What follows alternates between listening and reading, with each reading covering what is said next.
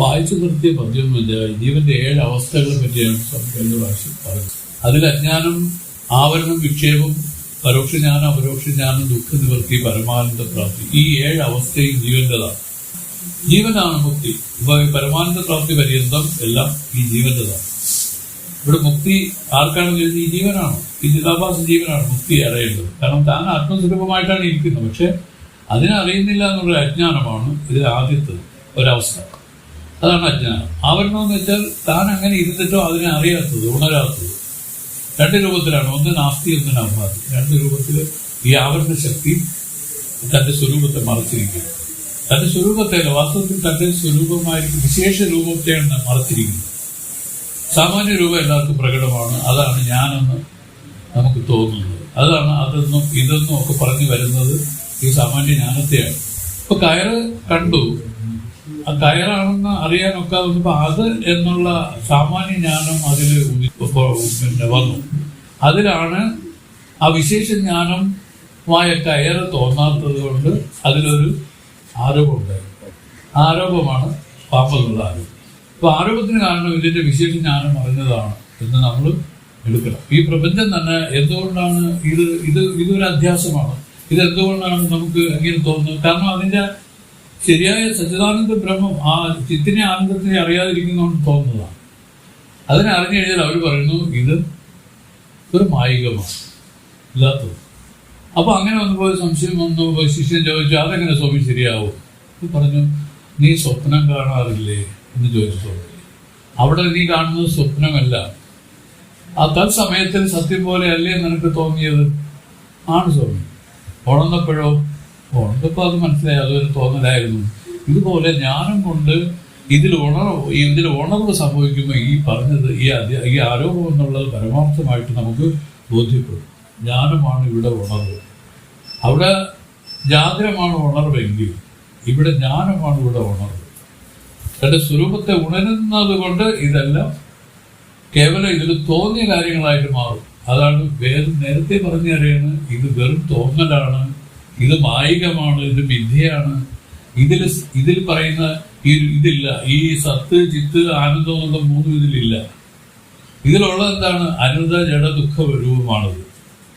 ഇത് ഇല്ലാത്തതാണ്, സ്വയംപ്രകാശം ഇല്ലാത്തതാണ്, സുഖമില്ലാത്തതാണ്. ഇങ്ങനെ 3 രൂപത്തിൽ ഇല്ലാത്ത ഒരു വസ്തുവാണ് ഈ വെളി വിഷയങ്ങളെല്ലാം. ഇതിനെ ബോധിപ്പിക്കുന്നതിന്റെ കാരണം മനസ്സ് പ്രബലപ്പെട്ട് പ്രവർത്തിക്കാൻ കാരണം ഈ ബാഹ്യ വൃത്തികൾ, ഈ ബാഹ്യ വിഷയങ്ങളിലുള്ള അതിനോടുള്ള താല്പര്യമാണ്. ഇല്ലാത്തതെന്ന് പറഞ്ഞാൽ മനസ്സിന് പിന്നെ ആവിധത്തിൽ വ്യവഹരിക്കേണ്ട ആവശ്യമില്ലല്ലോ. ഇതാണ് വേദത്തിന്റെ താല്പര്യം. അങ്ങനെ വ്യവഹരിക്കാതെ മനസ്സ് നിശ്ചലമായാൽ ഈ സമാധി അതിൽ ഉണ്ടാകും. സവികൽപ്പ സമാധിയാണ് തുടക്കം, നിർവികൽപ്പ സമാധിയാണ് അതിന്റെ ഫലം. നിർവികൽപ്പ സമാധി വസ്തുതന്ത്രമാണ്, സവികൽപ്പ സമാധി നമുക്ക് പഴകാം. നേരത്തെ പറഞ്ഞ ക്ലാസ്സിൽ പറഞ്ഞു, വർത്തമാനത്തിൽ ഇരുന്നാൽ മതി. ആ വർത്തമാന കാലം അതാണ് നമുക്ക് വാസ്തവമായിട്ടുള്ളത്. ഈ ഭൂതവും ഭാവി മനസ്സിന്റെ നിർമ്മിതികളാണ്. മനസ്സിന്റെ നിർമ്മിതിയിൽ, അതായത് മുൻവിധി ഇല്ലാതെ നിൽക്കുന്ന വർത്തമാന കാലത്തിൽ ക്ഷണം നേരെ നിൽക്കുന്നതിന് ധ്യാനം എന്ന് തന്നെ പറയാം. ആ ധ്യാനം അതിനെ ഇവര് പറയുന്നത് സവികൽപ്പ സമാധി പഴകൽ എന്നാണ് ഇതിന്റെ പേര്. അങ്ങനെ പഴകി വരുന്ന മഹാത്മാവാണ്. അവർ മഹാത്മാവാണ്, അവർ സാധാരണക്കാരല്ലെന്നാണ്. പെട്ടെന്ന് ആ മഹാത്മാവെന്നൊരു വാക്കാൽ വരും. ഇങ്ങനെ ചെയ്യുന്നവർ മഹാത്മാക്കളാണ്. അതിന്റെ ഫലം, അതായത് ഈ പറഞ്ഞ വസ്തുതന്ത്രം എന്ന് പറഞ്ഞാൽ നമുക്ക് പ്രവചിക്കാൻ സാധിക്കാത്ത അനുഭവം അത് വന്നു ചേരും. അത് എങ്ങനെ വന്നു വെച്ചോ, തന്റെ എന്ത് കഴിവുണ്ടെന്ന് ചിന്തിച്ചിട്ട് ഓരോ മഹത്തുക്കളും പറഞ്ഞിരിക്കുന്നത്, ഞാൻ ഒന്നും ചെയ്തില്ല, അതിനുള്ള ഒരു ശക്തി എനിക്കില്ല, എന്റെ ഗുരുവിന്റെ അനുഗ്രഹം. അവിടെ ഗുരു അനുഗ്രഹം വന്ന് ഇയാളെ മൂടണം. ശരിക്കും പറഞ്ഞാൽ തന്റെ ഇഷ്ട ഗുരു പ്രസാദിക്കുന്നതാണെന്നാണ് എല്ലാവരും പറയുന്നത്. കാണ്ടവരാജ സ്വാമികൾ ചെയ്തതെന്ന് വെച്ചാൽ ഈ തന്റെ അനുഭവത്തെ തുടർന്ന് സ്വാമി ചെയ്തത് ഗുരുവിന് പ്രദക്ഷിണം ചെയ്തു, സേന പ്രദക്ഷിണം ചെയ്തു. എണീറ്റ് സ്വാമി അങ്ങ് ചെയ്ത ഉപകാരം അടിയന് ഞാൻ എന്ത് പ്രത്യുപകാരം ചെയ്താലാണ് മതിയാവുക? എനിക്ക് അറിഞ്ഞൂടാ സ്വാമി, എന്ത് പറഞ്ഞു തരും സ്വാമി എന്നൊക്കെ പറഞ്ഞ് അദ്ദേഹം ഇങ്ങനെ ചോദിക്കുന്ന ഒരു ലാംഗ്വേജ് വരും നമുക്ക് കാണാം.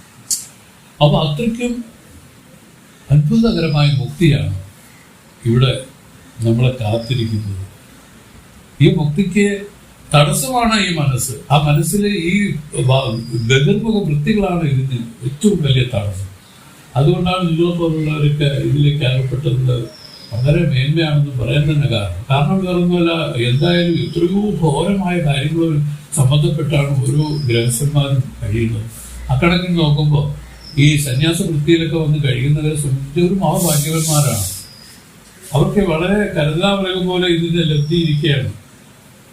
എന്തെങ്കിലും ഉണ്ടെങ്കിൽ കന്മഷങ്ങളുണ്ടെങ്കിൽ അതിനെ മാറ്റി നിൽക്കുന്ന ഒരു നിലയിൽ കേവല വർത്തമാനത്തിൽ മാത്രമായിട്ട് ജീവിച്ചാൽ പറയുന്നു സുസാധ്യമായിട്ട് മുക്തി ഇത് സംഭവിക്കുന്നു. മുക്തി സംഭവിക്കുമ്പോഴാണ് മനസ്സിലാവുന്നത് താൻ എന്നേ മുക്തനായിരുന്നു, ഇപ്പോഴല്ല. ഇതിന്റെ തിരിച്ചറിവിനെ ജ്ഞാനം എന്ന് പറയുന്നത്. ജ്ഞാനം ഇതിന്റെ തിരിച്ചറിവാണ്. ഇതിനെയാണ് പ്രത്യഭിജ്ഞാനം എന്നാണ് പറയുന്നത്. ഈ തിരിച്ചറിവ് ഇതിനെയാണ് അവർ പറയുന്നത്. എന്തുകൊണ്ട് പറഞ്ഞു? അത് നമ്മുടെ വിചാരം ഈ ജീവൻ ബദ്ധനായിരിങ്ങനെ കഴിയുന്നു, ഇവരെ മുക്തനാക്കണം എന്നുള്ള രൂപത്തിലാണ് ഓരോരുത്തരും ശ്രമം ആരംഭിക്കുന്നത്. അങ്ങനെ അറിയാവൂ. ഒടുവിൽ ഗുരു പറഞ്ഞു ആ സാധന പറഞ്ഞു തന്നു, നീ ഇങ്ങനെ പഴകൂ, ഈ കാണപ്പെടുന്ന വിഷയങ്ങളെല്ലാം ഇതിൽ നേടി ചെയ്ത് ഈ കാണുന്നവനായിട്ട് നീ ഒരു ക്ഷണസമയം നിൽക്കാൻ നീ ശ്രമിക്കൂ. കേവലം കാണുന്നവനായിട്ട് മാത്രം നിൽക്കാൻ ശ്രമിച്ചാൽ നീ സമാധിയിൽ വരണം. അങ്ങനെ വരുമ്പോൾ നിനക്ക് ബോധ്യപ്പെടും എന്ത് ആ അത്ഭുതമായ മുക്തി നിനക്ക് ബോധ്യപ്പെടും. ഞാൻ മുക്തനായിട്ടിരിക്കുകയാണ്. ഇതെല്ലാം നടക്കുമ്പോഴും ഈ ആത്മമുക്തനാണ്. വാസ്തവത്തിൽ ഈ ആത്മാവാണ് ഞാൻ. ഈ ദേഹമോ ഇതിനെയോ മനസ്സോ ബുദ്ധിയോ ചിത്തമോ അഹങ്കാരമോ അല്ല ഞാൻ. ഇതാണ് ബോധ്യപ്പെടുന്ന കാര്യം. അതോടുകൂടി പറഞ്ഞു 7 അവസ്ഥകളാണ്: അജ്ഞാനം, ആവരണം, വിക്ഷേപം, പരോക്ഷജ്ഞാനം, അപരോക്ഷജ്ഞാനം, ദുഃഖനിവൃത്തി, പരമാനന്ദ പ്രാപ്തി. ഈ 7 അവസ്ഥയും ഈ ജീവൻ പിന്നിടും. ഇതിൽ ആ ദുഃഖനിവൃത്തി പരമാനന്ദ പ്രാപ്തി രൂപത്തിനാണ് മോക്ഷം എന്ന് പറഞ്ഞിരിക്കുന്നത്. അത് അടഞ്ഞതിന് ശേഷം അവർ പറയുന്നു, ഞാൻ അദ്വൈത ബ്രഹ്മമായിരിക്കുന്നതിനെന്ന് സംശയരഹിതമായി തന്റെ സ്വരൂപജ്ഞാനം എപ്പോഴുണ്ടാകുമോ അപ്പോൾ തനിക്കുള്ള സന്തോഷത്തെയാണ് നിരങ്കുശ തൃപ്തി എന്ന് പറയുന്നത്. അതായത് 7ാമത്തെ അവസ്ഥ നിരങ്കുശ തൃപ്തി, ആനന്ദപ്രാപ്തി. ദുഃഖനിവൃത്തി അത് 6ാമത്തെ ഒരു അവസ്ഥയാണ്. ക്രമത്തിലാണത് വരുന്നത്. അതിന്റെ അഴിവുകളെല്ലാം നമുക്ക് വായിച്ച് ഞാൻ പറഞ്ഞു തന്നിട്ടുണ്ട്. എന്തായാലും അടുത്ത പദ്യത്തിലേക്ക് കടക്കുകയുണ്ട്. ഇതിനെ ബോധ്യപ്പെടുത്തുന്ന ഒരു കഥയാണ് സ്വാമി അടുത്ത പദ്യത്തിലൂടെ നമുക്ക് പരിചയപ്പെടുത്തുന്നത്. 61. ഇത് നിനക്കറിയും വണ്ണം ഇപ്പടിയൊരു ദിട്ടാന്തം പുതുമയാം കഥകേൾ 10 പുരുടരോരാറ്റെ നീന്തി ഉദക തീരത്തിലേറി ഒരുവൻ 9 പേരെണ്ണി അതനോട് ദശമൻ താനെന്ന് അറിയാമൽ മയങ്ങിനില്ല. ഇത് വേദത്തിൽ അതിപ്രധാനമായ ഒരു പദ്യമാണ്. ഇതാണ് ദശമൻ ദൃഷ്ടാന്തം എന്നാണ് ഇതിന്റെ പേര്. വ്യാഖ്യാനം: ഇത് നിനക്ക് അറിയുമാണ്, ഈ 7 അവസ്ഥകളും ജീവൻ ഉള്ളതാണെന്ന് നിനക്ക് സംശയമില്ലാതെ തോന്നുന്നതിന് വേണ്ടി ഇങ്ങനെ ഒരു ദൃഷ്ടാന്തം, ഒരു ദൃഷ്ടാന്തമായി ഇതിനെ പറയും. പുതുമയാം കഥകൾ. ഇതൊരു ആശ്ചര്യമായ ഒരു കഥയെ ഞാൻ പറയാം.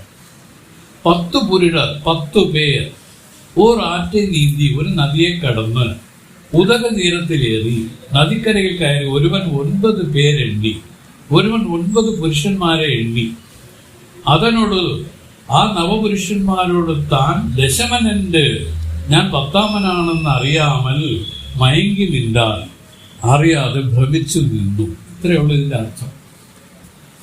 അതായത് ഈ 7 അവസ്ഥകളെയും നിനക്ക് സംശയമില്ലാതെ തോന്നുന്നതിന് വേണ്ടി ഒരു ദൃഷ്ടാന്തം.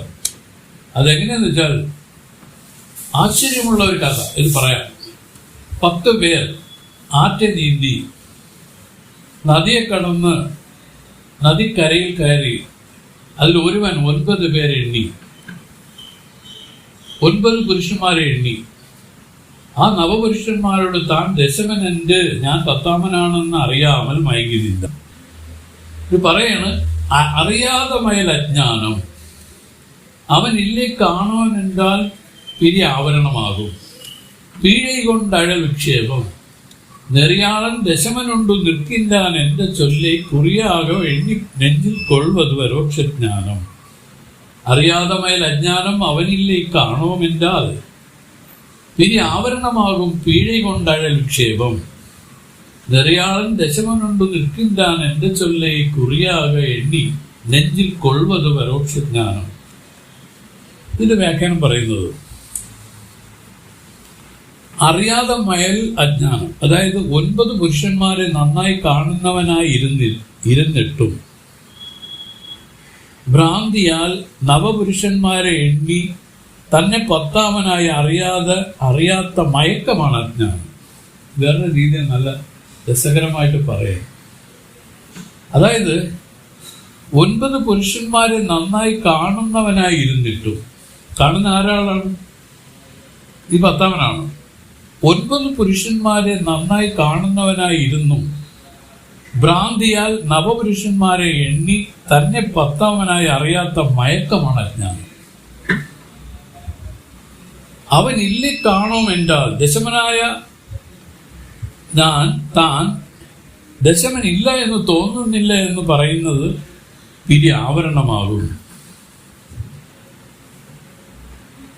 നീങ്ങാത്ത അസത്താവരണം അഭാനാവരണമാകുന്നു. അസത്താവരണം അഭാനാവരണം എന്നുള്ള 2 ശക്തികളാണ്. ആവരണത്തിനുള്ള 2 ഭാഗങ്ങളാണ്. ഒന്ന് ഞാൻ ഇല്ല എന്നുള്ളത്, ഒന്ന് തോന്നുന്നില്ല എന്നുള്ളത്. പീഴ കൊണ്ട് അഴൽ വിക്ഷേപം. നദിയിൽ ദശമൻ മരിച്ചുപോയി എന്ന് വിചാരിച്ചുണ്ടായ ദുഃഖമാണ് കരച്ചിൽ. ഇതാണ് വിക്ഷേപം. വിക്ഷേപം എന്ന് പറഞ്ഞാൽ ഈ ദുഃഖത്തെയാണ് വിക്ഷേപം എന്ന് പറയുന്നത്. തെരച്ചിലല്ല. അതിന്റെ ഫലമായി ഉദിക്കുന്ന ദുഃഖം എന്താണ് ചെയ്യുന്ന? മനസ്സിനെ കലക്കി കളയുമെന്നാണ് പറയുന്നത്. കലക്കലും പിന്നെ ഇളക്കവും ഇത് രണ്ടുമാണ് പറയുന്നത്. ഇതാണ് വിക്ഷേപം.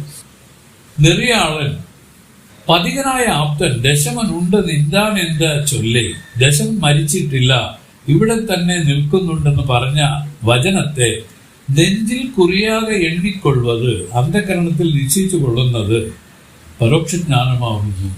ഇതിനെയാണ് പരോക്ഷജ്ഞാനം എന്ന് പറയുന്നത്. എന്താണ് പറഞ്ഞത്? 10ാമത്തെ ആള് മരിച്ചുപോയി എന്നല്ലേ പറഞ്ഞാണല്ലോ ദുഃഖിച്ച് നിന്നത്. അപ്പോഴ് ആപ്തൻ പറയണ്, ആരും മരിച്ചിട്ടില്ല, 10ാമനുണ്ട് ഇവിടെ എന്ന് പറഞ്ഞ ഉടനെ ആ വാക്യത്തെ വിശ്വസിച്ച് നിലകൊള്ളുന്നതിനെയാണ് പരോക്ഷജ്ഞാനം എന്ന് പറയുന്നത്. കാരണം അപ്പോഴവൻ കണ്ടില്ല, 10ാമനെ കണ്ടില്ല. പക്ഷെ 10ാമൻ മരിച്ചിട്ടില്ല. കാരണം ഇത് കഥ ഇങ്ങനെയാണ്. 10 പേര് ഒരു ആറിനെ നീന്തി കിടക്കുകയാണ്. ഒരു വെപ്രാളപ്പെട്ടാണ് കിടക്കുന്നത്. ഈ കിടക്കുന്ന കൂട്ടത്തില് ഇതിൽ നീന്താൻ എത്ര പേർക്ക് അറിയാം, അറിഞ്ഞൂടാ എന്നൊന്നും അറിഞ്ഞൂടാ, ആർക്കും അറിഞ്ഞൂടാ. സംഭവം വേറൊന്നുമല്ല, ഉണ്ടായ ഒരു പ്രക്ഷോഭത്തില് എല്ലാവരും നദി കടന്നപ്പുറം പോയി രക്ഷപ്പെടാൻ ശ്രമിക്കുകയാണ്. അതിന്റെ ഫലമായിട്ട് നീന്തിയതില് കരക്കയറിയതിനു ശേഷം എല്ലാവരും വെപ്രാളപ്പെട്ട എണ്ണയാണ്. അയ്യോ ഇത്ര പേര്, എല്ലാവരും വന്നോ നോക്കി എണ്ണപ്പോഴേ ഓരോരുത്തരെ എണ്ണുമ്പോൾ 9 പേരെ എണ്ണാൻ പറ്റുള്ളൂ. പക്ഷെ എണ്ണിയ തന്നെ വിട്ടിട്ടാണ് 9 പേരെ എണ്ണി ഇങ്ങനെ നിൽക്കുന്നത്. ഇങ്ങനെ എണ്ണി മയങ്ങി നിന്ന ഒരു അവസ്ഥയാണ് ആ പറഞ്ഞത്. അത് കഴിഞ്ഞിട്ട് അത് സംബന്ധിച്ച് ഒരാൾ മരിച്ചുപോയ എന്നുള്ള രൂപത്തിലായി. അതിന് ഒരു ആപ്തൻ വന്ന് പറയുന്നു ആരും മരിച്ചിട്ടില്ല, എല്ലാവരും ഉണ്ടെന്ന് പറയുന്നു. ഇത് കേട്ടത് തന്നെയാണ് പരോക്ഷജ്ഞാനം. ഈ കേൾവിയാണ് പരോക്ഷജ്ഞാനം എന്ന് പറയുന്നത്. ഇങ്ങനെ ഓരോന്നായിട്ട് സ്വാമി എടുത്തു പറയുന്നതുകൊണ്ട് നമുക്ക് ഈ കഥയിലൂടെ തന്നെ ഇതിന്റെ വലിയൊരു ഗ്രാഹ്യം ഉണ്ടാവും. അതായത് അറിയാത്ത മയക്കമാണ് അജ്ഞാനം. എങ്ങനെ? ഒരു 9 പുരുഷന്മാരെ നന്നായി കാണുന്നവനായിരുന്നിട്ട്, ഇത് ഭയങ്കര ഇമ്പോർട്ടൻ്റ് ആണ്. ഇപ്പം നമ്മൾ ഈ ലോകത്തെ എല്ലാം അറിയുന്ന ദൃക്കായിട്ട് ഇരുന്നിട്ടും ഇതെല്ലാത്തിനെയും അറിയുകയും കാണുകയും കേൾക്കുകയും ഊഹിക്കുകയും ഒക്കെ ചെയ്യുന്ന, അതിൽ അറിഞ്ഞുകൊണ്ടിരിക്കുന്ന നിത്യമായി അറിഞ്ഞുകൊണ്ടിരിക്കുന്ന ആ ഒരു ദൃക്കായിട്ട് ഇരുന്നിട്ടും അതിനെ അറിയാതെ ഈ കാണപ്പെടുന്ന വിഷയങ്ങളിൽ മയങ്ങി നിൽക്കുന്ന ഒരു സംസ്കാരത്തെയാണ് അജ്ഞാനം എന്ന് പറയുന്നത്.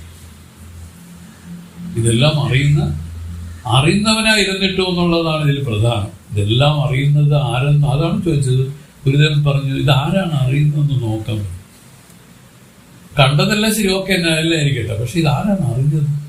ഈ അന്വേഷണമാണ് വാസ്തവത്തിൽ ഈ ബഹിർമുഖ വൃത്തികള് നീങ്ങി മനസ്സ് അന്തർമുഖപ്പെടാനും അതുവഴി ജ്ഞാനമുണ്ടാവാൻ സാധിക്കുന്നത്. വെളിമുഖമായിട്ട് നിൽക്കുന്നിടത്തോളം ജ്ഞാനം ഉണ്ടാവില്ല ആർക്കും. ഇതിനെ അന്തർമുഖപ്പെടുത്താനുള്ള ഒരു വഴിയാണ് ഇവിടെ നമുക്ക് പറഞ്ഞു തരുന്നത്. ഇതാണ് ഭ്രാന്തി. ഈ ഭ്രാന്തിയിൽ നവപുരുഷന്മാരെ എണ്ണി തന്നെ പത്താമനായ തന്നെ അറിയാത്ത മയക്കമാണ് അജ്ഞാനം. അവനില്ല കാണോ എന്നാൽ ദശമനില്ല തോന്നുന്നില്ല എന്ന് പറയുന്നതാണ് ആവരണം. ഇതിനെയാണ് ആവരണ ശക്തി എന്ന് പറയുന്നത്. ഇതാണ് നീങ്ങാത്ത അസത്താവരണവും അപാനാവരണവുമാകുന്നത്. അത് കഴിഞ്ഞ് പീഴ കൊണ്ട് അഴൽ നിക്ഷേപം. നദിയിൽ ദശമൻ മരിച്ചുപോയി എന്ന് വിചാരിച്ചുണ്ടായ ദുഃഖത്തെയാണ് പറയുന്നത് വിക്ഷേപം. നെറിയാളൻ, അതായത് പതികനായ ആപ്തൻ, ദശമനുണ്ട് നിൽക്കിൻറാൻ എന്റെ ചൊല്ലേ, ദശമൻ മരിച്ചിട്ടില്ല ഇവിടെ തന്നെ നിൽക്കുന്നുണ്ടെന്ന് പറഞ്ഞ വചനത്തെ നെഞ്ചിൽ കുറിയാകെ എണ്ണിക്കൊള്ളുന്നത്, അന്ധകരണത്തിൽ നിശ്ചയിച്ചു കൊള്ളുന്നത് പരോക്ഷജ്ഞാനം. ഈ രൂപത്തിലാണ് അജ്ഞാനം, ആവരണം, വിക്ഷേപം, പരോക്ഷജ്ഞാനം വരെയുള്ള 4 പറഞ്ഞു കഴിഞ്ഞു. ഇതാണ് പരോക്ഷജ്ഞാനമാകുന്നത്. ഇപ്പൊ പറഞ്ഞു, ഒരു ഗുരുവിനെ തേടി പോകുന്ന ഒരു ശിഷ്യൻ ഈ പറയുന്ന ചമതയും എല്ലാമായിട്ടാണ് പോണത്. അപ്പോൾ അവന് എന്താണ് അവൻ ഗുരുവിനെ സമീപിക്കാൻ കാരണം എന്ന് ചോദിച്ചാൽ, ഈ ദുഃഖത്തിൽ നിന്ന് കരകയറണം, ഈ ജീവനെ മുക്തനാക്കണം എന്നുള്ള ഉദ്ദേശത്തോടുകൂടിയാണ് പോണത്. അവിടെ ചെന്നപ്പോൾ ഗുരു പറഞ്ഞു, നീ ആത്മസ്വരൂപമാണ് കുഞ്ഞെ, നീ ഇനി മുക്തിയെ അടയേണ്ടവനല്ല, നീ മുക്തനാണ്. പക്ഷെ നീ തിരിച്ചറിയുന്നില്ല. ഇതാണ് നിനക്ക് വന്നിരിക്കുന്ന കുറ്റം. പക്ഷെ ഇന്ന് തിരിച്ചറിയുന്നതിനെയാണ് ജ്ഞാനോപദേശം ചെയ്യുന്നത്, ഇതിനെ തിരിച്ചറിയാൻ വേണ്ടി. വാസ്തവത്തിൽ നീ മുക്തനാണ്, നീ ഈ പറഞ്ഞ സച്ചിദാനന്ദ ആത്മ തന്നെ. അതിൽ ഒരു സംശയരഹിതമായിട്ട് ധരിക്കാനും അതിൽ നിലകൊള്ളാനും ഒരാൾക്ക് സാധിച്ചാൽ അത് തന്നെയാണ് ഇത് മുക്തിയിലേക്ക്, അതായത് നമ്മൾ മുക്തിയിലേക്ക് നയിക്കുന്നതെന്ന് പറയുമ്പോഴും മുക്തനാണ്. പക്ഷെ അത് തിരിച്ചറിയാൻ എടുക്കുന്ന ഒരു സമയമായിട്ട് ഇരിക്കുന്നത്. സിംഹത്തിന്റെ കഥ പറഞ്ഞപ്പോൾ സിംഹത്തെയാണ് ഉപദേശിച്ചത്, നീ സിംഹമാണെന്ന്, മറ്റേ സിംഹം. പക്ഷെ സിംഹത്തിന് അത് തിരിച്ചറിയാൻ സാധിച്ചില്ല. കാരണം ആടുമായി പഴകിയ ഒരു വാസന, ഒരു സംസ്കാരം അതിൽ ബലവത്തായി ഇരുന്നത് കൊണ്ട് അത് തിരിച്ചറിയാൻ പറ്റില്ല. ഗുരു ഉപദേശിച്ചു, നീ സിംഹമാണെന്ന് ഉപദേശിച്ചിട്ടും അതിനെ ഉൾക്കൊള്ളാൻ സാധിച്ചില്ല. പിന്നെ അത് ക്രമത്തിൽ ഇതിനെപ്പറ്റി ചിന്തിക്കുകയും മനനം ചെയ്ത് കുറച്ചു നേരം ഇങ്ങനെ ഇരുന്ന് പഴകിയ സമയത്ത് അതിൽ ആ പ്രതിജ്ഞ ഉണ്ടായി. വാസ്തവം ആ ഗുരു പറഞ്ഞത് പരമാർത്ഥം എന്നുള്ള ആ ജ്ഞാനം അതിലുണ്ടായി. ഇതുപോലെയാണത്. ഇനി 63ാമത്തെ പദ്യത്തിൽ പറയുന്നു, പുണ്യപതികൻ പിന്നും പുരുടരൊൻപതിൻ ഉന്മർ തന്മൈ എണ്ണു നീ ദശമനന അവയന വേദത്തെ കാണൽ കണ്ണിനീർ കണ്ട ജ്ഞാനം കരതൽ പോവത് നൊയ് പോതൽ തിന്നിയ മനതിൽ അയ്യൻ തെളിതൽ ആനന്ദമാമേ. ഇതാണ് ഇതിൽ പറയുന്ന സപ്താവസ്ഥകളിൽ 4 അവസ്ഥ പറഞ്ഞു. ഇനി 5, 6, 7 അവസ്ഥ അത് പറയാം. അതിൽ പുണ്യപതികൻ, ധർമ്മവാനായ മാർഗത്തിൽ ചെല്ലുന്ന ആപ്തനായവൻ, പിന്നും വീണ്ടും പുരുടൻ 9 തമ്മൈ നവപുരുഷന്മാരെ എണ്ണും നീ തജമൻ അവ എന്നവേ എണ്ണുന്ന നീയാണ് ദശമനെന്ന് ഉണർത്തവേ തന്നെ കാണൽ. ഞാൻ ദശമനാണെന്ന് തന്നെ അപരോക്ഷമായി അറിയുന്നത് കണ്ണിനീർ കണ്ട ജ്ഞാനം, അതായത് അപരോക്ഷ ജ്ഞാനം. കണ്ണിനീർ കണ്ട ജ്ഞാനം എന്ന് വെച്ചാൽ നേർ കണ്ട ജ്ഞാനം. ഇതാണ് അപരോക്ഷ ജ്ഞാനം എന്ന് പറയുന്നത്. ഇത് അപരോക്ഷ ജ്ഞാനമാകുന്നു. കരതൽ പോവത് നൊയ്പോതൽ, ദശമൻ നദിയിൽ മരിച്ചുപോയി എന്ന് വിചാരിച്ച് കരച്ചിൽ മാറുന്നത് സർവ്വദുഃഖ നിവൃത്തി. ഇന്നിയ മനതിൽ ദൃഢമായി തന്റെ ചിത്തത്തിൽ അയ്യം തെളിതൽ ആനന്ദമാ, സംശയം തീർന്നു മുദിത ഉണ്ടാകുന്നത് നിരങ്കുശ തൃപ്തിയാകുന്നു. നിരങ്കുശ തൃപ്തി ആനന്ദവും നിരങ്കുശ തൃപ്തി. ഇതിൽ നിരങ്കുശ തൃപ്തിയാണ് ഈ ലോക വിഷയങ്ങളിലില്ലാത്തത്. തൃപ്തിയൊക്കെ ഉണ്ട് കഴിഞ്ഞാൽ മതി എന്നുള്ളൊരു തൃപ്തി ഉണ്ട്, പക്ഷെ അത് അടുത്ത ക്ഷണത്തിൽ അത് മാറിപ്പോകും. അങ്ങനെ ലോക വിഷയങ്ങളിലെല്ലാം ഈ നിരങ്കുശ തൃപ്തിയില്ല. കേവലം തന്റെ സ്വരൂപത്തെ അറിയുന്നത് വഴി മാത്രമേ ഈ നിരങ്കുശ തൃപ്തി രൂപം ഇതിൽ വരൂ. മതി എന്ന് ദൃഢമായി പറയാൻ സാധിക്കും. എനിക്കിനി ഒന്നും വേണ്ട, ഞാൻ എല്ലാം ചെയ്തു കഴിഞ്ഞു, എനിക്കിനി ചെയ്യത്തക്കതായിട്ട് ഒന്നും തന്നെ ഇല്ല. ഇതൊക്കെയാണ് അവരുടെ. ഞാൻ ജനിച്ചിട്ടുള്ളവനല്ല, അതുകൊണ്ട് തന്നെ എനിക്ക് മരണവുമില്ല. ഞാൻ ജനന മരണാതീതനായ ആത്മാവാണ്, ബ്രഹ്മമാണെന്നുള്ള ഉറച്ച അനുഭവമാണ് ഇവർക്ക് ഉണ്ടാവുന്നത്. അതാണ് മുക്തിയുടെ പ്രകൃതം. ഇതാണ് ഈ പറഞ്ഞത്. ഈ 61-ാമത്തെ പദ്യത്തിൽ കൂടെ പറഞ്ഞു ഏതൊക്കെ? പരോക്ഷജ്ഞാനം, അപരോക്ഷജ്ഞാനം, ദുഃഖനിവൃത്തി, പരമാനന്ദ പ്രാപ്തി, ഇങ്ങനെ തുടങ്ങിയ 4 കൂടെ പറഞ്ഞു. അതായത് നവപുരുഷന്മാരെ എണ്ണ നീ തജമൻ എന്നതാണ് ദശമൻ എന്ന് ഉണർത്തവേ. അതാ പരോക്ഷജ്ഞാനം. പരോക്ഷജ്ഞാനത്തിലാണ് എണ്ണിയ നീ 10-ാമൻ എന്ന് പറഞ്ഞത്. ഇതിനെല്ലാം അറിഞ്ഞ ആ അറിവില്ല, ആ ബോധം, അതാണ് നീ എന്ന് പറഞ്ഞതാണ്. ഈ എണ്ണിയ നീ ദശമൻ എന്ന് ഉണർത്തവേ, ഇതാണ് പരോക്ഷജ്ഞാനം. ഉണർത്ത് തന്നെ കാണൽ, ഞാൻ ദശമൻ എന്ന് തന്നെ അപരോക്ഷമായി അറിയുന്നത്. അങ്ങനെയുള്ള ദശമൻ എങ്ങനെ ഇരിക്കുന്നു എന്ന് ചോദിച്ചാൽ, അത് ഈ പറയുന്ന കാണുകയോ കേൾക്കുകയോ മണക്കുകയോ രുചിക്കുകയോ സ്പർശിക്കുകയോ ചെയ്യുന്ന ഈ വിഷയങ്ങൾക്ക് അധീനമായിട്ടിരിക്കുകയല്ല. അത് സ്വരൂപമാണ്. ആ സ്വരൂപത്തെ എങ്ങനെ ഉണരാം? ആത്മനാൾ കണ്ട് തെളിയുക. ആ സ്വരൂപത്തെ സ്വരൂപം കൊണ്ട് തന്നെയാണ് ഉണരുന്നത്. വേറെ ഒന്നിനും അതിനുള്ള ശേഷിയില്ല. ഇന്ദ്രിയങ്ങളെല്ലാം നിഷ്ഫലമായി പോകുന്ന ഒരു സ്ഥലമാണ്. ഈ മനസ്സ്, ബുദ്ധി, പ്രവർത്തനം എല്ലാം അതിൻ്റെ പ്രവർത്തനം നിലയ്ക്കുന്ന സ്ഥലമാണ്. ഇങ്ങനെയുള്ള ഒരു സ്ഥലത്തെയാണ് മഹത്തുക്കൾ പറഞ്ഞു അതാണ് നിന്റെ സ്വരൂപം എന്ന് പറഞ്ഞു. അവിടെ മനോവാക്കായങ്ങളെല്ലാം നിലച്ചുപോയി. അവിടെ പറയത്തക്കതായ ഒന്നുമില്ല. അവിടെ മൗനമായി പോയി. ഈ രൂപത്തിലാണ് ഈ അനുഭവം പ്രത്യക്ഷപ്പെടുന്നത്. അങ്ങനെ വന്ന മഹത്തുക്കളാണ് ജീവൻമുക്തന്മാരായിട്ട് പിന്നീട് ശോഭിച്ചത്. അവര് ആ അനുഭവം ഒന്ന് വന്നു കഴിഞ്ഞാൽ അവർ പറഞ്ഞു അറിയത്തക്കതായിട്ട് ഇനി ഒന്നുമില്ല, എല്ലാം അറിഞ്ഞു കഴിഞ്ഞു. ചെയ്യത്തക്കതായിട്ട് ഒന്നുമില്ല, അതും ചെയ്തു കഴിഞ്ഞു എന്നുള്ളതാണ്. ഈ രൂപത്തിലുള്ള ഒരു അനുഭവത്തെ തുടർന്ന് അവരെല്ലാം ധീരാത്മാക്കളായിട്ട് നിലകൊള്ളും. അവർക്ക് മാത്രമേ ലോകത്തെ ഉദ്ധരിക്കാനുള്ള ശക്തിയുള്ളൂ. അങ്ങനെയാണ് ആചാര്യ പദവിയിലൊക്കെ അവർ വിരാജിച്ച് ലോകത്തെ രക്ഷിച്ചിരിക്കുന്നത്. നമുക്ക് തന്നെ അറിയാം, നാരായണ ഗുരുദേവനും ചട്ടമ്പി സ്വാമികളും ഈ പറഞ്ഞ രമണ ഭഗവാനും നമ്മുടെ ശ്രീരാമാനന്ദ ഗുരുദേവനും ഇങ്ങനെയുള്ളവരെല്ലാം ഈ രൂപത്തിൽ വന്നവരാണ്. അവരെയാണ് ധീരാത്മാക്കളെന്ന് പറഞ്ഞത്. ബാക്കി എല്ലാവരും ഭീരുക്കളാണ്. എന്തെങ്കിലും ഒന്ന് പറഞ്ഞാൽ നഷ്ടപ്പെട്ടു പോകുന്ന പേടിയാണ്, എന്തു പറഞ്ഞാലും പുണ്യം പോകുന്നുള്ള പേടി. ഇങ്ങനെയൊക്കെ വരുന്നതെല്ലാം ഭീരുത്വമാണ്. ആ ഭീരുത്വം ഇല്ലാതെ പോയ ധീരാത്മാക്കളായിട്ട് ധീരാത്മാവായി മർത്യാകൃതിയിൽ അവതരിച്ചു ഊർജിത ശ്രീ വിളങ്ങും ശ്രീരാമാനന്ദ യോഗീശ്വര ഗുരുചരണാംബുരുകം കുമ്പിടുന്നേ.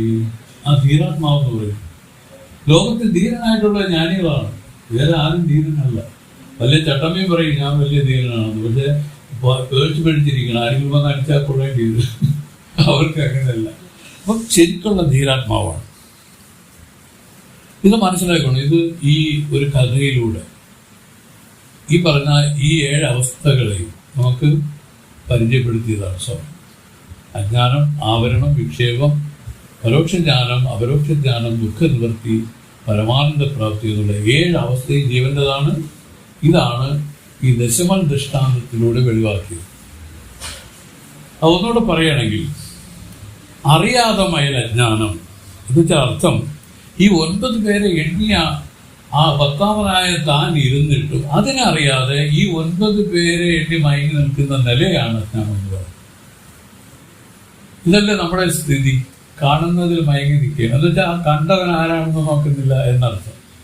അങ്ങനെ കണ്ടവൻ ആരാണെന്ന് നോക്കുന്നില്ല എന്ന് വേദം പറയുമ്പോഴും ഇതിനെ അറിഞ്ഞുകൊണ്ട് ആ ദശമൻ അവിടെ മാറ്റമില്ലാതെ തുടരുന്നതിനെയാണ് നമ്മൾ അറിയുന്നത്. അതിനെന്തെങ്കിലും ഒരു നോക്കുന്നത് കൊണ്ടാണോ അത് അറിയപ്പെടുന്നത്? അത് വെറുതെ ഉപചാര വാക്കെന്ന് മാത്രമേ ഉള്ളൂ. ഇതാണ് ഇതിന്റെ സത്യം. ഈ സത്യത്തെ എങ്ങനെ ഉണരണം? ആ ബോധം കൊണ്ട് തന്നെ ഉണരണം. ബുദ്ധിയുണ്ടോ മനസ്സുണ്ടോ എന്ന് ഉണരാനൊക്കില്ല. അത് തന്നെ അങ്ങനെ തന്നെ നിൽക്കുന്ന നില തന്നെയാണ് ഉണരുന്നത്. അല്ലാതെ ഇതിനെ ഇതാണ് വേദം പറഞ്ഞിരിക്കുന്നു അങ്ങനെയാണെന്ന് പറഞ്ഞാൽ അതിനെ ഉണർന്നിട്ട് കാര്യമില്ല. ഇത് തന്നിൽ ഉദാഹരിച്ച് ഉണരാനുള്ള ഒരു കെൽപ്പാണ് വാസ്തവത്തിൽ ആ ധീരത എന്ന് പറയുന്നത്. ഇത് സന്യാസിമാർക്കേ ഉള്ളൂ. കാരണം അവർക്ക് നഷ്ടപ്പെടാൻ ഒന്നുമില്ല. അവർ ഓൾറെഡി എല്ലാം വച്ച് ഉപേക്ഷിച്ച് സന്യസിച്ചുള്ളത്. ആ സന്യാസം, ആ വൃത്തി തന്നെ വാസ്തവത്തിൽ അതിന്റെ അർത്ഥം അവർ മനസ്സിലാക്കുന്നുണ്ടോ എന്ന് പോലും അറിഞ്ഞില്ല. വേദത്തിന്റെ ഉദ്ദേശം എല്ലാം ഉപേക്ഷിച്ചാൽ അത് സംബന്ധിച്ചുണ്ടാവുന്ന സുഖദുഃഖങ്ങൾ ഇല്ലാതായി എന്നാണ് അർത്ഥം. അത് സംബന്ധിച്ച് അവരെ സംബന്ധിച്ച് ഉള്ള വിക്ഷേപം ഇല്ലാതായി എന്നാണ് അർത്ഥം. ഈ രൂപത്തിൽ നിലകൊണ്ട് അങ്ങനെ നിൽക്കുന്ന നില തന്നെയാണ് തന്റെ സ്വഭാവത്തിലേക്ക് വേദം പരിചയപ്പെടുത്തിയിരിക്കുന്നത്. ഇതാണ് തന്റെ താൻ സ്വരൂപ സ്വഭാവമായി, ഞാൻ എന്റെ സ്വരൂപ സ്വഭാവത്തിലേക്കായി തീർന്നു. എനിക്കിനി ഇത് പറഞ്ഞാൽ ഇനി ആ മനസ്സ് പ്രവർത്തിക്കേണ്ട കാര്യങ്ങൾ ഇല്ല. പിന്നെ ഉണ്ട് ഈ ശരീര സംബന്ധമായിട്ടും ഒരല്പസ്വല്പ കാര്യങ്ങൾ, ഈ പ്രാരബ്ധവശാലൊക്കെയുള്ള കാര്യങ്ങളുണ്ട്. അതിനുവേണ്ടി ഒരല്പം മനസ്സ് അവർക്ക് അവശേഷിച്ചാലായി, അത്രേ ഉള്ളൂ. അവൻ ഇല്ലി കാണും എന്താണ് എന്ന് പറയുന്നത് എന്താണെന്ന് വെച്ചാൽ, ഈ അതായത് അറിയാതെ മയക്കമാണ് അജ്ഞാനം. അവൻ ഇല്ലേ കാണും എന്താണ്, ഇതാണ് നീങ്ങാത്ത അസത്താവരണവും അപാനാവരണം. ഇതാണ് ആവരണം. അങ്ങനെ ഒന്നില്ല എന്നാണ് പലരും ശരിക്കുന്നത്. ലോകത്തിലെ 99% ആളുകൾ അങ്ങനെ ഒന്നില്ല എന്ന് ദൃഢമായി വിശ്വസിക്കുന്നവരാണ്. അതിൽ 1% ആളുകളാണ് ആ 1%-ലും 0.5% അങ്ങനെ ഉണ്ട്, പക്ഷെ വിശ്വസിക്കുന്നുണ്ട്. പക്ഷെ അതിൻ്റെ ഒരു അനുഭവം എനിക്കില്ല എന്നുള്ള രൂപത്തിൽ ഇരിക്കുന്നവരാണ്. പിന്നെയുള്ള 0.5% ഇതെല്ലാം പൂർണ്ണമായും അറിഞ്ഞിരിക്കുന്നവർ. 99% അങ്ങനെ ഒന്നില്ല എന്ന് പറഞ്ഞ് ചടിക്കുന്നവരാണ്. അതിൽ ആ മിച്ചം വന്ന 1%-ൽ 0.5% പേര് ഇത് ഉണ്ട്, പക്ഷെ എനിക്കതിനെ പറ്റിയുള്ള ഗ്രാഹ്യമില്ല, അതിന്റെ അനുഭവം എനിക്കില്ല എന്ന് പറയുന്നവരാണ്. പിന്നെയുള്ള 0.5% ഇതിന്റെ അനുഭവം പൂർണ്ണമായവർ. ഇത്രേ ഉള്ളൂ. അത്രയ്ക്ക് വിരളമാണ്. ഇനി നെറിയാളനുണ്ടല്ലോ, നെറിയാളൻ എന്ന് പറഞ്ഞ ആപ്ത പുരുഷൻ. ഇതിനാണ് ഗുരു എന്നാണ് എൻ്റെ പേര്. ഈ ഗുരു ശിഷ്യനെ ഉപദേശിക്കുന്ന ആദ്യ ഉപദേശം തന്നെ ഇതാണ്: മോനെ, നീ ബ്രഹ്മസ്വരൂപമാണ്. സുഖത്തിനെ കണ്ടിട്ട് ആട്ടിൻപറ്റത്തിൽ ആടെന്നുള്ള വാസനാ വിശേഷത്തോടുകൂടി വർത്തിച്ച ആ സിംഹത്തിനെ നോക്കിയിട്ടാണ് നീ സിംഹമാണെന്ന് ഉപദേശിച്ചു. സുഖമല്ലേ? പക്ഷെ അതിനകത്ത് ഉൾക്കൊള്ളാൻ പറ്റാത്തത് ആടെന്നുള്ള സംസ്കാരം പ്രബലപ്പെട്ടിരുന്നതാണ്. ഇതുപോലെ താൻ ഈ ശരീരമാണ് എന്നുള്ള ഒരു വാസന പ്രബലപ്പെട്ടിരിക്കുന്ന കാലത്തോളം ഈ പറഞ്ഞ ഉപദേശത്തെ വിശ്വസിച്ച് അനുഭവത്തിലേക്ക് കൊണ്ടുവരാൻ ഒരാൾക്ക് പറ്റില്ല. അതുകൊണ്ടാണ് അടിച്ചുടക്കുകയാണ്. ഇതെല്ലാം കേവലം കോശങ്ങളാണ്, അന്നമയ കോശം. ഈ ശരീരം കൊണ്ട് അന്നമയ കോശം. അവർ പറഞ്ഞു, ഈ അന്നം കൊണ്ടാണ് ഇത് ഉണ്ടായത്, ഈ അന്നം കൊണ്ടാണ് ഇത് വളരുന്നത്, ഈ അന്നമില്ലെങ്കിൽ ഇത് നശിച്ചു പോകും. അങ്ങനെയുള്ള ഒരു അനിശ്ചിതമായ ഒരു കാര്യമാണ്, വേറെ ഒരു കാര്യമാണ് ഈ അന്നമയ കോശം, ഈ സ്ഥൂല ശരീരം. ഇതുപോലെ സൂക്ഷ്മ ശരീരവും കാരണ ശരീരവും ഇതിനെപ്പറ്റി അവർ നമുക്ക് പറഞ്ഞു തന്നതിന്റെ ഉദ്ദേശം തന്നെ ഈ ശരീരം ആത്മാവല്ലെന്ന് പറയാനാണ്. ഈ നശിക്കുന്നത് ആത്മാവല്ല, നാശരഹിതമായ ഒന്ന്, അതാണ് ആത്മ. അങ്ങനെ നാശരഹിതമായി ഈ പറയുന്ന വൃദ്ധിക്ഷയങ്ങളില്ലാതെ ഈ എന്തുണ്ട് തന്നില്ലെന്ന് ചോദിച്ചാൽ ഇതിനെല്ലാത്തിനെ അറിയുന്ന ആ ബോധം ഇങ്ങനെ ഇരിക്കുകയാണ്. അപ്പോൾ പലതവണ പറഞ്ഞ ഒരു കഥ ഒന്നുകൂടി പറയാം. അതായത് ഒരു അപ്പൂപ്പൻ, ഒരിക്കൽ അദ്ദേഹത്തിന്റെ ചെറുകുട്ടിയെ കാണാൻ വേണ്ടി അവരുടെ വീട്ടിൽ പോയത് കഥയാണ്. അപ്പോൾ അദ്ദേഹം അവിടെ വന്നപ്പോൾ കുട്ടി വന്നു, അപ്പൂപ്പൻ എന്ന് അമ്മ പറഞ്ഞു കൊടുത്തു. അങ്ങനെ കുട്ടി അത് മനസ്സിലാക്കി അപ്പൂപ്പൻ്റെ അടുത്ത് കളിക്ക് വിനോദിക്കുകയൊക്കെ ചെയ്യുന്ന സമയത്ത് അപ്പൂപ്പൻ്റെ ഒരു ഡ്രങ്ക് പെട്ടി ഉണ്ടായിരുന്നു പോലും. ആ പെട്ടി തുറന്നപ്പോൾ അപ്പൂപ്പ അതിൽ കുറേ ഫോട്ടോസ് ഇങ്ങനെ കണ്ടു. അപ്പോൾ ആ ഫോട്ടോ എടുത്തിട്ട് ആ കുട്ടി പറയണം, അപ്പൂപ്പ അതാ ഒരു കൊച്ചുവാവെന്ന് പറഞ്ഞു. കൊച്ചുവാവെന്ന് പറഞ്ഞപ്പോൾ അപ്പൂപ്പ പറഞ്ഞു, അത് കൊച്ചുവാവ അല്ല മക്കളെ, അത് അപ്പൂപ്പനാണെന്ന് പറഞ്ഞു. രണ്ടാമത് വേറൊരു ഫോട്ടോ എടുത്ത് കാണിച്ചു. അപ്പൂപ്പ അതാണ്ട് ഒരു ചേട്ടൻ. അപ്പോൾ അതും അപ്പൂപ്പൻ പറഞ്ഞു, അത് ചേട്ടനല്ല മക്കളെ, അത് അപ്പൂപ്പനാണെന്ന് പറഞ്ഞു.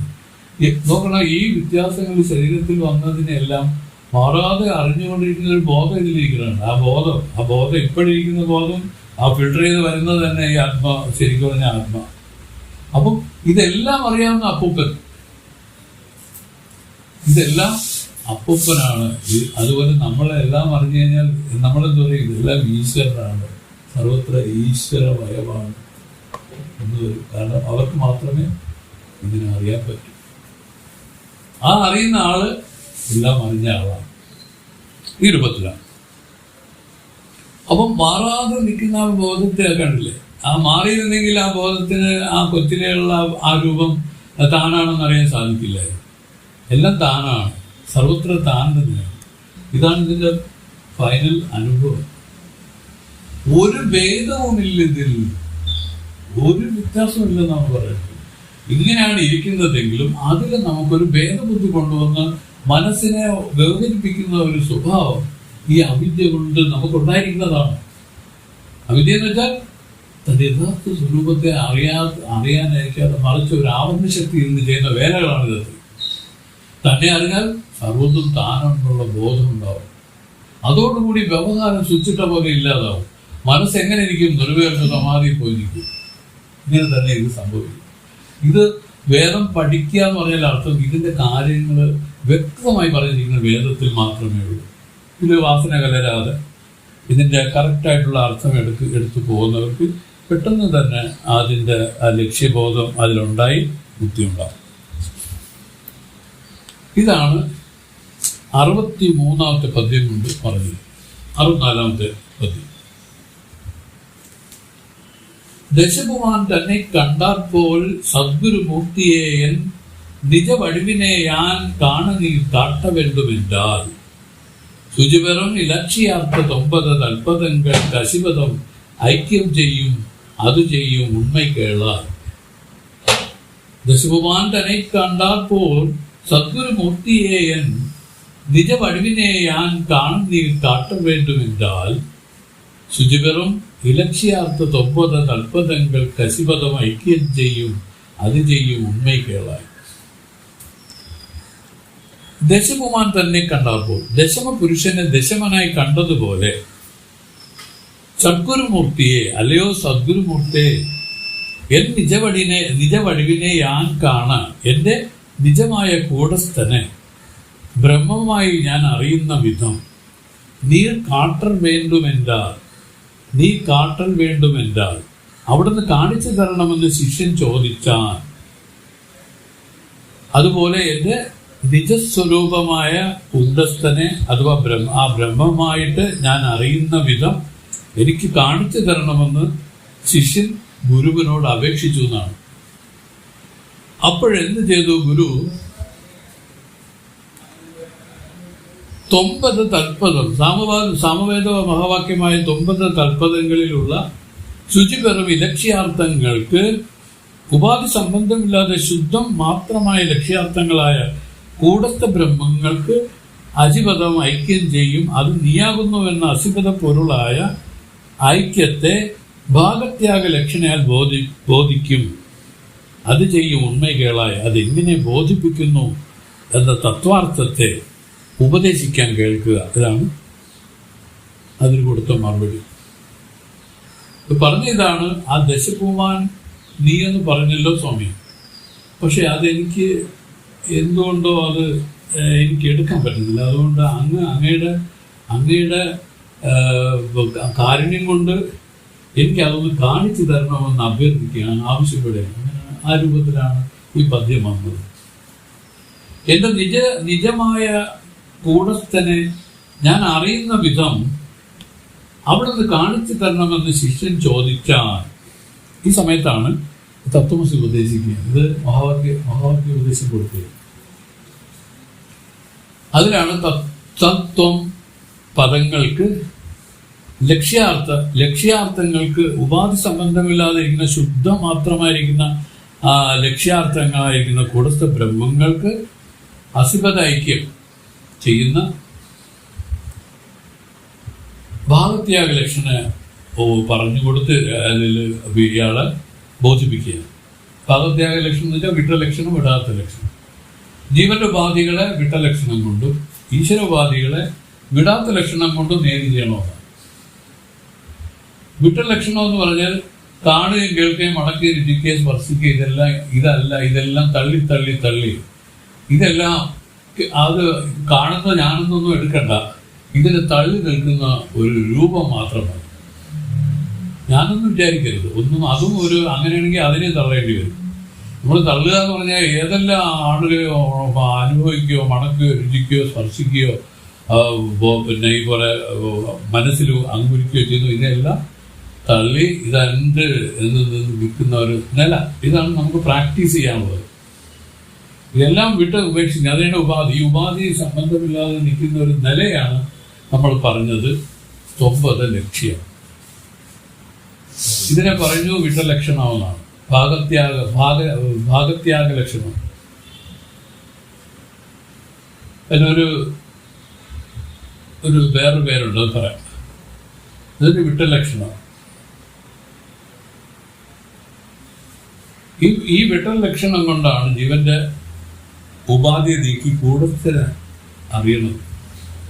ജീവന്റെ ഉപാധിയെ നേടി ചെയ്യുമ്പോൾ അതിന്റെ അവധിയിൽ പ്രകാശിച്ച കൂടസ്ഥനും അതുപോലെ തന്നെ ഈശ്വരോപാധികളെ നേടി ചെയ്ത അതിന്റെ അവധിയിൽ പ്രകാശിച്ച ബ്രഹ്മവും ഇത് തങ്ങളിൽ സമാനാധികരണ ഐക്യത്തെയാണ് തത്വമസി ബോധിപ്പിക്കുന്നത്.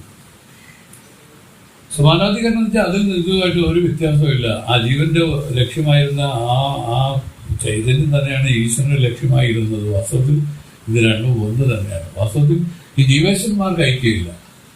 കാരണം എന്താ വെച്ചാൽ ജീവന്റെ ഉപാധിയാണ് കിഞ്ചിഞ്ചത്വ കർത്തൃത്വ ഭോക്തൃത്വ രൂപം. ഈശ്വരനാണ് സർവജ്ഞത്വാദി കല്യാണ ഗുണങ്ങളാണ്. ഇത് തങ്ങളെ യോജിക്കാത്തതുകൊണ്ട് ഈ ഉപാധികൾ മേലിരിക്കുന്ന ഐക്യം പറയാൻ പറ്റില്ല. പക്ഷെ ഇത് രണ്ടും ഒന്നാണ്. എങ്ങനെ? അവരുടെ ലക്ഷ്യാർത്ഥ പൊരുളായിരിക്കുന്ന ഒന്ന് തന്നെയാണ്. ആ കൂടസ്ഥൻ തന്നെയാണ് ബ്രഹ്മവും കൂടസ്ഥനും ഒന്ന് തന്നെ. അതാണ് സമാനാധികരണത്തിൽ ഐക്യം എന്ന് പറയുന്നത്. അത് കുറച്ച് ടഫായിട്ട് തോന്നുന്നുണ്ട് കേട്ടോ. ഇതാണ് തത്വമസി ഉപദേശം. ഇത് ശിഷ്യൻ പാകപ്പെട്ട് കഴിഞ്ഞു. ഇവിടെ വെച്ച് ഉപദേശം ആരംഭിച്ചു കഴിഞ്ഞു. ഇതാണ് പ്രധാന ഉപദേശം. ഈ തത്വമസി എന്നുള്ളതില് തൽ എന്ന് പറഞ്ഞ ഈശ്വരൻ, ത്വം എന്ന് പറഞ്ഞ ജീവൻ, അസി എന്ന് പറഞ്ഞ ശിവൻ. അപ്പോൾ ഈ തൽ ത്വം അസി ഇതിൽ നമ്മൾ ശ്രീരാമാനന്ദ പരമ്പര ത്വം തൽ അസി എന്നാണ് എടുത്തിരിക്കുന്നത്. ത്വം തൽ അസി. അതിൽ ത്വമാണ് ജീവൻ. അപ്പോൾ ആദ്യം ഇവര് ജീവന്റെ ഉപാധികളെ നേതി ചെയ്ത് ആ കൂടസ്ഥ ദർശനത്തെ കൊണ്ടുവരും. അതെന്താണ് സ്വാമി അങ്ങനെയെന്ന് ചോദിച്ചപ്പോൾ ഈ പരമ്പരയ്ക്കുള്ള ഒരു മഹിമയാണ്, ഒരു രൂപത്തെയാണ് അവരാദ്യം. അപ്പോൾ ഇതാണ് സാമവേദ വാക്യത്തിൽ പറഞ്ഞിരിക്കുന്ന ത്വംപദത്തിന്റെ അർത്ഥം നീ എന്നാകുന്നു, തത്പദത്തിന്റെ അർത്ഥം അതെന്നാകുന്നു, അസിപദത്തിന്റെ അർത്ഥം അത് നീയാകുന്നു എന്നാകുന്നു. ഇങ്ങനെയാണ് 3 പദത്തിന്റെ അർത്ഥം വന്നിരിക്കുന്നത്. അപ്പോൾ ഇതാണ്. അപ്പൊ ദശകുമാരന്റെ കഥ ഈ 7 അവസ്ഥ, ജീവന്റെ 7 അവസ്ഥകളെയും വർണ്ണിക്കുന്നതാണ്. അത് വ്യക്തമായി ധരിച്ചാൽ നമുക്ക് സംശയങ്ങളെല്ലാം നീങ്ങി വരും. ഈ ബ്രഹ്മാത്മ ഐക്യ നിശ്ചയത്തിന് സംശയ നിരാകരണമാണ് ഇവിടെ പറയുന്നത്. അതാണ് വേദങ്ങൾ ഈ സംശയത്തെ നിരാകരിക്കാൻ ശ്രമിച്ചത്. ഇത്രയേ ഉള്ളൂ. ഇത് കുറച്ചുകൂടെ വായിച്ചൊക്കെ നിർത്തിയത്. അപ്പോൾ പറഞ്ഞു, സാമവേദ മഹാവാക്യത്തിൽ പറഞ്ഞിരിക്കുന്ന ത്വംപദത്തിന്റെ അർത്ഥം നീ എന്നാകുന്നു, തത്പദത്തിന്റെ അർത്ഥം അതെന്നാകുന്നു, അസിപദത്തിന്റെ അർത്ഥം അത് നീയാകുന്നു എന്നാകുന്നു. പദത്തിനർത്ഥത്തോടുള്ള സംബന്ധത്തെയാണ് വൃത്തി എന്ന് പറയപ്പെടുന്നത്. ആ വൃത്തി 2 വിധമായിരിക്കുന്നു. ഒന്ന് ശക്തിവൃത്തി, മറ്റൊന്ന് ലക്ഷണാവൃത്തി. ഘടപദത്തിൽ കേൾക്കുന്നവർക്ക് കലശരൂപമായ അർത്ഥജ്ഞാനത്തെ ഉണ്ടാക്കത്തക്ക സാമർഥ്യം ശക്തിവൃത്തിയാകുന്നു. അങ്ങനെ തന്നെ കടപദത്തിലും കേൾക്കുന്നവർക്ക് വസ്ത്രരൂപമായ അർത്ഥജ്ഞാനത്തെ, അതായത് അങ്ങനെ തന്നെ പടപദത്തിലും കേൾക്കുന്നവർക്ക് വസ്ത്രരൂപമായ അർത്ഥജ്ഞാനത്തെ ഉണ്ടാക്കുന്നത് ഉള്ള സാമർഥ്യം ശക്തിവൃത്തിയാകുന്നു. ഇങ്ങനെ സർവപദങ്ങളിലും കാണുക. അഗ്നിയിൽ തന്നോടുകൂടിയ മാത്രയിൽ തന്നെ വസ്തുക്കളെ ദഹിപ്പിക്കും വിധമുള്ള സാമർഥ്യ രൂപശക്തി എങ്ങനെയുണ്ടോ അതുപോലെ പദത്തിൽ സ്തോത്രത്തോടു കൂടവേ ആ വസ്തുവിന്റെ ജ്ഞാനത്തെ ഉണ്ടാക്കത്തക്ക സാമർഥ്യമുണ്ട്. അതിനെയാണ് ശക്തി എന്ന് പറയുന്നത്. ലക്ഷണയിൽ ജ്ഞാനത്തിൽ ശക്തിജ്ഞാന ഉപയോഗമാണ്. ഏതൊരു പദത്തിൽ ഏതൊരർത്ഥം ശക്തിയാകുന്നു, ശക്തിയാർത്ഥത്തിനെ തന്നെ വാച്യാർത്ഥമെന്നും പറയപ്പെടുന്നു. വാച്യാർത്ഥ ബോധക പദത്തെ വാചകമെന്ന് പറയപ്പെടുന്നു. ശക്യ സംബന്ധം ലക്ഷണയുടെ സ്വരൂപമാകുന്നു. ഏതൊരർത്ഥത്തിന്റെ ജ്ഞാനം ശക്തിയാൽ ഉണ്ടാകാതെ ലക്ഷണയാൽ ഉണ്ടാകുമോ അത് പദത്തിന്റെ ലക്ഷ്യാർത്ഥമെന്ന് പറയപ്പെടും. ലക്ഷണം 2 വിധം: വിട്ട ലക്ഷണം, വിടാത്ത ലക്ഷണം. 2 അല്ല 3 വിധം. 3 വിട്ടുവിടാത്ത ലക്ഷണം. ഇവയെ ജഗൽ ലക്ഷണ, അജഗൽ ലക്ഷണ, ജഗത് അജഗൽ ലക്ഷണം എന്ന് പറയും. ഇങ്ങനെയാണ് 64ാമത്തെ പദ്യത്തിന്റെ അർത്ഥം പറഞ്ഞു നിർത്തിയിരിക്കുന്നത്. ഇപ്പൊ ശക്തിവൃത്തി, ലക്ഷണാവൃത്തി. ശക്തിവൃത്തി എന്ന് വെച്ചാൽ അതിന്റെ ബാഹ്യമായ അർത്ഥത്തെ ഗ്രഹിക്കുന്നതാണ്. ലക്ഷണാവൃത്തി എന്ന് വെച്ചാൽ അതിന്റെ ലക്ഷ്യമായിരിക്കുന്നതിനെ ഗ്രഹിക്കുന്നതാണ്. മെയ്യനേതുള്ളതിന്റെ അനന്ത ജന്മങ്ങളാണ്ട മെയ്യനെ ഉപദേശിക്ക വെളിവந்த ഗുരുവേ പോറ്റി